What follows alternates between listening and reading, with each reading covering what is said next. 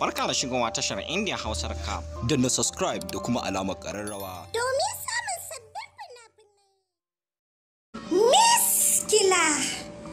Miskila kayyadaddun kafce ne da kamfanin Al-Hussein Record masu birbiɗan fassara suka fassara muku shi.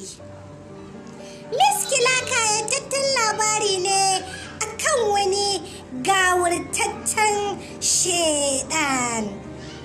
Ba shi da wani burin da ya wuce ya ga ya mallaki miskilin iko don addabar duniya.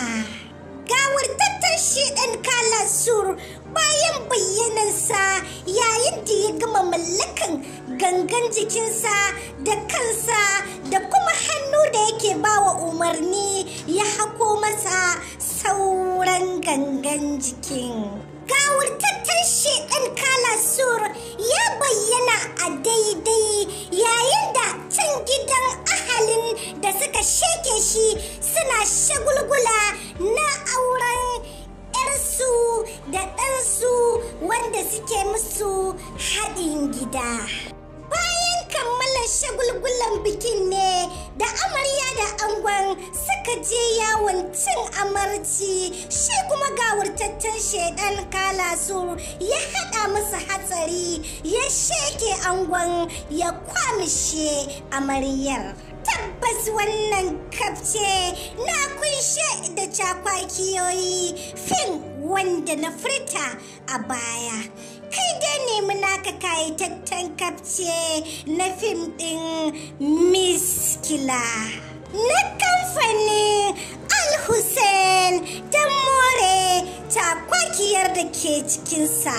Kada ka manta idan wannan shine zuwanka karo na farko zuwa wannan tasha tamu mai albarka mai suna Indian Hausa Recap TV.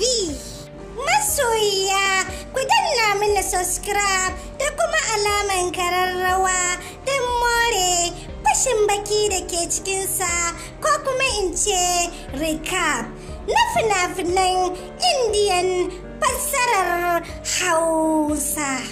Kai dai kulla halaka da wannan canar tamu mai albarka don sanar da kai masoyi da zarar